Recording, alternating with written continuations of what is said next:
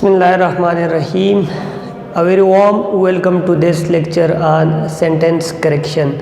CSS 2016 में जो 8 sentences correction के लिए गिवन थे उसको मैं करेक्ट करूँगा और रूल्स डिस्कस करूँगा साथ साथ। Sentence number 1, We are staying at my sister's Cape Cod vacation home. Sentence में ये अपॉस्ट्रोफी एस यूज़ हुआ है जो कि पोसेशन शो कर रहा है, तो पोसेशन शो कर रहा है और इसके साथ यहाँ पर भी एक अपॉस्ट्रोफी एस यूज़ है जो पोसेशन शो कर रहा है। लेकिन यहाँ पर ये जो नाउन है केप्स कॉड वेकेशन होम, ये एक ही नाउन है, कंपाउंड नाउन हम इसको कह सकते हैं जो मल्टीपल वर्ड्स पे कंप्राइज करता है। अब ये एक ही नाउन है तो सिस्टर्स के बाद ये जो नाउन है जिसको कंपाउंड नाउन भी हम कह सकते हैं, इसको पोजेस्ट कर रही है सिस्टर। तो यहाँ पर हम दोबारा इसके साथ अपॉस्ट्रोफी इसकी यूनिट, ये इसको हम एज ए यूनिट लेंगे, तो इस यूनिट में हम अपॉस्ट्रोफी एस मतलब दोबारा पोजीशन नहीं एक्सप्रेस करेंगे। और एक और भी रीज़न है कि ये जो वर्ड है केप कॉड, ये एक प्रॉपर नाउन है। प्रॉपर नाउन है तो इसके साथ प्रॉपर नाउन है और कंपाउंड प्रॉपर नाउन मीन जो दो वर्ड्स पे कंप्राइज करता है। फॉर एग्जांपल मैं कहूँ साउथ अफ्रीका, साउथ एक वर्ड, अफ्रीका दूसरा वर्ड, दो वर्ड्स हो गए, तो दो वर्ड है और प्रॉपर नाउन भी है तो कंपाउंड प्रॉपर नाउन। अब हम इस तरह तो नहीं कहते साउथ अफ्रीका, साउथ अफ्रीका। अब जब साउथ अफ्रीका नहीं लिख सकते, नहीं पॉसिबल, एक करेक्ट कंस्ट्रक्शन नहीं है, तो इसलिए केप्स कॉड भी एक करेक्ट कंस्ट्रक्शन नहीं है। तो ये सेंटेंस करेक्ट इस तरह हो जाएगा, we are staying at my sister's Cape Cod, एक प्रॉपर कंपाउंड नाउन हो जाएगा, ये दोनों सी कैपिटल होंगे। वेकेशन होम ये पॉसिबल है, या हम ये पोजीशन ऑफ की जरिए भी शो कर सकते हैं, इस तरह भी कह सकते हैं, we are staying at the Cape Cod vacation home of my sister, दोनों पॉसिबिलिटी है। या ऑफ की जरिए पोजीशन शो करेंगे या अपॉस्ट्रोफी एस की जरिए। फॉर एग्जांपल मैं यहाँ पर अगर इसको लिख दूँ सिस्टर्स होम, एक तो ये पॉसिबिलिटी हो जाएगी। सेकंड पॉसिबिलिटी ये है होम ऑफ माई सिस्टर, तो या ऑफ की जरिए हम शो कर सकते हैं पोजीशन या अपॉस्ट्रोफी एस की जरिए, तो दोनों तरह से ये सेंटेंस करेक्ट हो जाएगा। Sentence number 2, she recommended me that I take a few days off from my work. एक सब्जेक्टिव है, प्रेजेंट सब्जेक्टिव, इसके ऊपर मैं एक अलग लेक्चर भी अपलोड कर चुका हूँ जिसमें मैं डिस्कस कर चुका हूँ कि प्रेजेंट सब्जेक्टिव कंस्ट्रक्शन के लिए क्या क्या रिक्वायरमेंट्स है। तो सबसे पहले पॉइंट तो ये है कि यहाँ पर रिकमेंडेड के साथ ये जो मी जो कि एक प्रोनाउन है, एक इनडायरेक्ट ऑब्जेक्ट भी है। अब इनडायरेक्ट ऑब्जेक्ट हमारे पास दो पॉसिबिलिटी है, हम इसको डायरेक्ट ऑब्जेक्ट के पहले भी यूज़ कर सकते हैं, डायरेक्ट ऑब्जेक्ट के बाद भी यूज़ कर सकते हैं। लेकिन यहाँ पर अगर हम इनडायरेक्ट ऑब्जेक्ट को डायरेक्ट ऑब्जेक्ट से पहले यूज़ करेंगे तो इसका मतलब फिर ये बनेगा कि शी ने उसको रिकमेंड किया, मतलब शी रिकमेंडेड है। ये सेंटेंस इस तरह हो जाएगा, शी रिकमेंडेड मी। अब यहाँ पर ये मी जो है ये डायरेक्ट ऑब्जेक्ट है, she recommended me. Direct object किस तरह है? डायरेक्ट ऑब्जेक्ट वो ऑब्जेक्ट होता है जो हमें at the end of sentence whom या what आंसर करे। फॉर एग्जांपल मैं कहता हूँ शी रिकमेंडेड, एक सेंटेंस और भी लिख दो ताकि ये मज़ीद क्लियर हो जाए। शी रिकमेंडेड अ बुक, मैं कहता हूँ she recommended a book, she recommended what? A book. A book direct object हो गया। जो भी पार्ट वर्ड की बात नहीं है, पार्ट की बात है, सेंटेंस के आर्ट में हमें हु या व्हाट आंसर करे उसको हम डायरेक्ट ऑब्जेक्ट कहेंगे। अब व्हाट नॉन लिविंग थिंग के लिए यूज़ होगा, whom लिविंग थिंग के लिए यूज़ होगा, ह्यूमन बीइंग के लिए। She recommended what? A book direct object, she recommended whom? Me direct object हो गया। तो रीज़न यही है कि अगर हम यहाँ पर ये मी पहले लगाते हैं और बगैर टू के लगाते हैं, तो फिर तो ये डायरेक्ट ऑब्जेक्ट बनता है। अब डायरेक्ट ऑब्जेक्ट बनता है तो दो डायरेक्ट ऑब्जेक्ट आ जाते हैं। She recommended me that I take a few days off from my work. लेकिन सेंटेंस इस तरह नहीं है, सेंटेंस ये जो है, ये जो यहाँ पर जो कंस्ट्रक्शन है, यहाँ पर रिकमेंडेड एक डाई ट्रांजिटिव वर्ब है। डाई ट्रांजिटिव मीन्स इसको डायरेक्ट ऑब्जेक्ट भी रिक्वायर्ड है, इसको इनडायरेक्ट ऑब्जेक्ट भी रिक्वायर्ड है। तो जब इसको दोनों ऑब्जेक्ट्स रिक्वायर्ड है तो हम इसके साथ दोनों ऑब्जेक्ट्स यूज़ करेंगे, डायरेक्ट ऑब्जेक्ट भी इनडायरेक्ट ऑब्जेक्ट। ये नहीं कि दोनों हम डायरेक्ट ऑब्जेक्ट्स यूज़ करें। तो अब ये मी को डायरेक्ट ऑब्जेक्ट से इनडायरेक्ट में कन्वर्ट करने की 2-3 पॉसिबिलिटीज़ है। सबसे पहले तो यही है कि हम यहाँ पर टू यूज़ करेंगे। शी रिकमेंडेड टू मी, चाहे ये पहले आए, यूजुअली तो रूल ये है कि इनडायरेक्ट ऑब्जेक्ट अगर पहले आए तो हम उसके साथ टू नहीं लगाते, लेकिन यहाँ पर अगर हम टू नहीं लगाएंगे तो ये एम्बिगुअस बनता है, ये वही डायरेक्ट ऑब्जेक्ट सेंस देता है। तो इस वजह से यहाँ पर हम इसके साथ टू यूज़ करेंगे। एक तो ये कंस्ट्रक्शन हो गया। सेकंड हम इस तरह कर सकते हैं, she recommended that I take a few days off from my work. हम इनडायरेक्ट ऑब्जेक्ट को रिमूव करते हैं, ये भी पॉसिबल है। तीसरी तरीके से अगर हम इसको करेक्ट करेंगे, she recommended that I take a few days off from my work to me, इस तरह भी कह सकते हैं, लेकिन वो फिर मिसप्लेस मॉडिफायर वाला बन जाता है। बहरहाल सिंपलेस्ट तरीका ये है कि हम इसके साथ यहाँ पर टू यूज़ करें या मी को ही निकाल दें। तो she recommended that I take a few days off from my work, या she recommended to me that I take a few days off from my work. बाकी वही स्ट्रक्चर जो है वो करेक्ट है। एक पॉइंट और भी याद रखिए जो मैं सब्जेक्टिव वाले लेक्चर में डिस्कस कर चुका हूँ। यहाँ पर लेट सपोज अगर ही आ जाता, आई की जगह अगर ही होता तो फिर भी हमने टेक ही यूज़ करना था, टेक्स नहीं यूज़ करना था। इसकी रीज़न मैं बता चुका हूँ कि यहाँ पर कोडली शुड इंसर्टेड हो जाते हैं। जब कोडली शुड इंसर्टेड हो जाते हैं तो फिर हम इसके साथ वो फॉर्म यूज़ करेंगे जो शुड के साथ यूज़ हो सकता है, जो शुड के साथ नहीं यूज़ हो सकता वो नहीं। बिकॉज हम कह सकते हैं I should take, he should take, बल्कि बट हम ये नहीं कह सकते ही शुड टेक्स। तो इस वजह इसकी डिटेल उस लेक्चर में अवेलेबल है। Next, I tried to explain him the problem but he had difficulty understanding me. Again वही सेम केस इस सेंटेंस में भी है।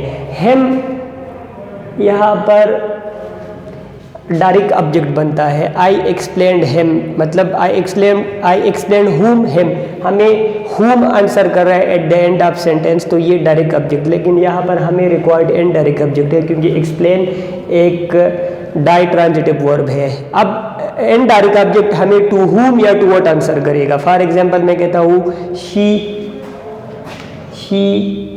Saint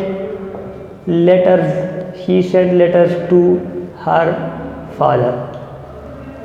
he sent what letters, ये तो हमें डायरेक्ट आंसर व्हाट आंसर करे डायरेक्ट ऑब्जेक्ट होगा। She sent letters to whom to her father, तो टू हुम या टू व्हाट जो हमें आंसर करेगा वो इनडायरेक्ट ऑब्जेक्ट होगा। अब यहाँ पर अगर हम दोबारा इसके साथ टू नहीं लगाते तो ये डायरेक्ट ऑब्जेक्ट बनता है, और ये पॉसिबल है उस केस में कि उसके बंदे की जो क्वालिटीज़ थी या बंदे की जो इम्प्लीकेशंस थे उसको डिस्कस किया। आई एक्सप्लेन्ड हिम यही बनेगा। लेकिन अगर यहाँ पर हम टू लगाएंगे तो फिर इस तरह होगा, I tried to explain to him the problem but he had difficulty understanding me. तो अब ये डाई ट्रांजिटिव बन जाएगा। I tried to explain what the problem direct object हो जाएगा। I tried to explain the problem to whom and direct object हो जाएगा। तो इसके साथ यहाँ पर टू यूज़ करेंगे। अगेन वही बात है कि टू इनडायरेक्ट ऑब्जेक्ट अगर हम बाद में लगाते हैं तो हम टू लगाते हैं, पहले लगाते हैं तो टू नहीं लगाते। लेकिन यहाँ पर इसलिए यूज़ करेंगे क्योंकि अगर यहाँ पर हम टू नहीं लगाते तो फिर ये डायरेक्ट ऑब्जेक्ट बनता है, और यहाँ पर हमें जो रिक्वायर्ड है वो इनडायरेक्ट ऑब्जेक्ट है। Sentence number 4, I will do the grocery shopping for you grandma Lucy said. Lucy की एक्चुअल वर्ड्स है, तो एक्चुअल वर्ड्स को हम कोटेशन मार्क्स पे क्लोज करेंगे। कोटेशन मार्क्स को फिर दोनों साइड्स पे लगाएंगे, और ये जो कामा है ये इनसाइड कोटेशन मार्क यूज़ होगा, आउटसाइड कोटेशन मार्क नहीं होगा यूज़। एक और पॉइंट ये है कि ग्रैंडमा एक वोकेटिव है, वोकेटिव के बाद हम कामा लगाते हैं। लेकिन अगर वोकेटिव के बाद ऑलरेडी कोई और पंक्चुएशन मार्क अवेलेबल हो जिस तरह यहाँ पर है तो फिर हम इसके पहले कामा यूज़ करेंगे, तो इसलिए यहाँ पर कामा यूज़ होगा। और एक और पॉइंट भी है कि यूजुअली जब हम वोकेटिव यूज़ करते हैं और वोकेटिव कोई रिलेशन हो, फादर, मदर, अंकल, ग्रैंडमा, तो उसका हम इनिशियल लेटर कैपिटल करते हैं। तो सेंटेंस करेक्ट इस तरह हो जाएगा। Inverted commas, I will do the grocery shopping for you, comma, grandma capital letter के साथ, कामा, और फिर inverted commas enclose Lucy said. Sentence number 5, we took a tent, a cooler and a sleeping bag. अब series में items है, series में ये हो गया एक आइटम, ये हो गया दूसरा आइटम, ये हो गया तीसरा आइटम। सीरीज में 3 आइटम्स है, तो सीरीज में जब आइटम्स होते हैं हम वहाँ पर कामा यूज़ करते हैं, यहाँ पर कामा यूज़ किया। लेकिन जो लास्ट आइटम होता है जिससे पहले हम कंजंक्शन यूज़ करते हैं उससे पहले हम कामा नहीं यूज़ करते, तो ये कामा ख़त्म हो जाएगा। तो ये सेंटेंस इस तरह correct, we took a tent comma a cooler and a sleeping bag, क्योंकि एंड ने यहाँ पर अ स्लीपिंग बैग और अ कूलर को ज्वाइन किया है। एंड जब 2 वर्ड्स को या 2 फ्रेजेस को ज्वाइन करें हम कामा नहीं लगाते, एंड जब 2 क्लासेस को ज्वाइन करें उस वक्त हम कामा लगाते हैं। फॉर एग्जांपल अगर मैं कहूँ I am a teacher and you are students, I am a teacher and you are student, तो यहाँ पर एंड ने 2 क्लासेस को ज्वाइन किया है, यू आर स्टूडेंट्स को, आई एम अ टीचर को, तो इसलिए यहाँ पर कामा यूज़ होगा। लेकिन एंड जब 2 वर्ड्स को या 2 फ्रेजेस को ज्वाइन करे फिर कामा नहीं, यहाँ पर कामा ख़त्म हो जाएगा, बाकी का सेंटेंस करेक्ट है। Sentence number 6, I don't know why you didn't go why you didn't go, if I were you I should have gone. अब सेकंड कंडीशनल सेंटेंस का ये एक एफ क्लॉज है, कंडीशनल क्लॉज जिसको भी हम कहते हैं डिपेंडेंट क्लॉज, सबऑर्डिनेट क्लॉज है। इसके साथ ये जो है I should have gone, I should have gone, इसके साथ एक मेन क्लॉज है। अब ये जो क्लॉज है ये थर्ड कंडीशनल वाली क्लॉज है और ये सेकंड कंडीशनल वाली क्लॉज। तो एक तो इसमें ये मसला हो गया कि ये क्रॉस मल्टीप्लिकेशन है। क्रॉस मल्टीप्लिकेशन मींस कि हम एक क्लॉज फर्स्ट कंडीशनल से उठाई, एक सेकंड से उठाई, एक सेकंड से, एक थर्ड से, एक फोर्थ, इसका मतलब क्रॉस। अगर कंडीशनल क्लॉज फर्स्ट कंडीशनल से मेन क्लॉज है तो सबऑर्डिनेट क्लॉज भी फर्स्ट कंडीशनल सेंटेंस से होनी चाहिए। इसी तरह अगर सेकंड से है तो सेकंड, एक तो ये इसमें मसला आ गया कि ये सेकंड है ये थर्ड है। सेकंड अगर हम इसको मिक्स्ड कंडीशनल लेते हैं, मिक्स्ड कंडीशनल की भी पॉसिबिलिटी है। मिक्स्ड कंडीशनल में ये अलाउड है कि हम एक क्लॉज फर्स्ट से ले एक थर्ड से ले, मतलब क्रॉस मल्टीप्लिकेशन करें। लेकिन उस केस में फिर भी इसके साथ एक मसला ये आता है कि आई शुड हैव गॉन नहीं यूज़ होना चाहिए था, फिर यूज़ होना चाहिए था I would have gone. Would have और शुड हैव दोनों में डिफरेंस ये है कि शुड हैव हम उस वक्त यूज़ करते हैं जब पास में कोई एक्शन नहीं अकर हुआ और हम उसके बाद प्रेजेंट में फॉर एग्जांपल कहते हैं कि ये एक्शन अकर होना चाहिए था। फॉर एग्जांपल अगर कोई बैट्समैन या कोई क्रिकेटर एक मैच में नहीं खेला तो हम कहते हैं ही शुड हैव प्लेड, तो मतलब वो नहीं खेला लेकिन लाजमी था कि वो खेलता, उसको खिलाते, तो he should have played use किया। अब वुड हैव हम इसके कॉन्ट्रास्ट में कहाँ पर, वहाँ पर यूज़ करते हैं जब स्पीकर कहता है कि स्पीकर ये एक्सप्रेस करना चाहते हैं कि कोई एक्शन जो नहीं अकर हुआ वो उसकी ओपिनियन में अकर हो सकता था, वो श्योर हो, वो सर्टन हो कि ये पॉसिबल होता, ये अकर हो सकता है। मतलब स्पीकर अपना ओपिनियन एक्सप्रेस करता है या अपने ऊपर कोई अपनी इंटेंशन वगैरह जाहिर करता है, तो उस वक्त हम वुड हैव यूज़ करते हैं। फॉर एग्जांपल मैं कहता हूँ कि I would have helped you if I had known, अगर मुझे पता होता तो मैं हेल्प करता आपकी, मतलब मैं अपना व्यू एक्सप्रेस कर रहा हूँ, मैं सर्टन हूँ, मैं श्योर हूँ कि मैं आपका हेल्प करता अगर मुझे पता होता। तो यहाँ पर पॉइंट ये कि वो कहता अगर मैं आपकी जगह होता तो मैं ये मेरे लिए लाजमी होता कि मैं इसको करता। ये तो नहीं है कि अगर इसकी जगह होता, बल्कि ये स्पीकर, ये बंदा जो है अपना व्यू, अपना कमेंट, अपनी राय एक्सप्रेस कर रहा है। दूसरा क्या है, इसमें वुड हैव गॉन आना चाहिए। एक तो ये अगर हम इसको मिक्स्ड कंडीशनल लेते हैं तो इस तरह से करेक्ट होगा, if I were you I would have gone, एक तो इस तरह करेक्ट होगा, मिक्स कंडीशनल सेंटेंस बन जाएगा। और अगर हम इसको सिंपलेस्ट तरीके से करें तो फिर हम इसको सेकंड कंडीशनल बनाते हैं और सेकंड कंडीशनल ये बनेगा I would go. I would go अगर लिख दे तो ये सेकंड कंडीशनल बन जाएगा और ये सिंपलेस्ट तरीका है। If I were you I would go, ये एफ क्लॉज जिसको हम conditional clause, subordinate clause, dependent clause भी कहते हैं, और ये main clause, resulting clause, independent clause, I would go. ये जो बाकी है वो तो मिक्स कंडीशनल वाला है, वो भी एक पॉसिबिलिटी है और ये सिंपलेस्ट तरीका है कि आई वुड गो लिखते हैं। Sentence number 7, Kevin says he stopped to travel internationally because of his family. अब केवल एक इनडायरेक्ट स्पीच है, तो एक तो यहाँ पर ये पॉइंट रखिए, यहाँ पर स्टॉप्ड है, यहाँ पर सेज है, तो ये भी पॉसिबल है क्योंकि केवल अब कह रहा है और ये जो है ये उसने पास में स्टॉप किया था, ये भी पॉसिबल है। अदरवाइज हम इसको सेड भी कर सकते हैं अगर हम इसको बैलेंस लेके चले, पैरेलल स्ट्रक्चर हो। बहरहाल सेज भी करेक्ट है, वो करंटली कह रहा है, मतलब करंटली वो एक्सप्रेस कर रहा है, उसकी हैबिट है वगैरह, और पास में उसने उस तरह भी पॉसिबल है। अदरवाइज हम इसको सेड भी करें तो फिर भी ये सेंटेंस, ये तो एक पॉइंट होगा। दूसरा point, Kevin says he stopped to travel international because of his family. अब ये जो पार्ट है टू ट्रेवल, ये एक टू इन्फिनेटिव है। अब टू इन्फिनेटिव हम यूज़ करते हैं जब हमने wish, desire, intention, aim, purpose express करना हो। यहाँ पर न विश है, न डिज़ायर है, न ट्रेवल, न इंटेंशन। ये नहीं कि वो रुक गया और उसका मकसद था कि वो ट्रेवल करे, मीनिंग ये नहीं है। मीनिंग ये है कि वो ट्रेवल कर रहा था लेकिन फैमिली प्रेशर की वजह से उन्होंने वो ट्रेवलिंग का जो प्रोसेस, फिनोमेना, एक्टिविटी, एक्शन था वो स्टॉप किया। तो प्रोसेस, फिनोमेना, एक्टिविटी के लिए हम जेरंड यूज़ करते हैं। ये पॉइंट है। Aim, wish, desire, intention, purpose वगैरह के लिए हम यूज़ करेंगे टू इन्फिनेटिव। तो यहाँ पर हमें ये में से कोई भी नहीं है।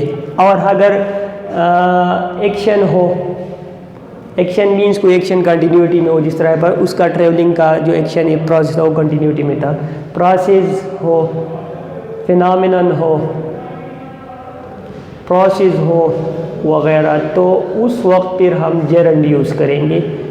तो यहाँ पर उसका ये एक्शन, ये प्रोसेस, ये एक्टिविटी, ये फिनोमेना कंटिन्यूटी में था, लेकिन फैमिली प्रेशर की वजह से उसने स्टॉप किया, तो यहाँ पर टू ट्रेवल नहीं आएगा बल्कि ट्रेवलिंग आएगा।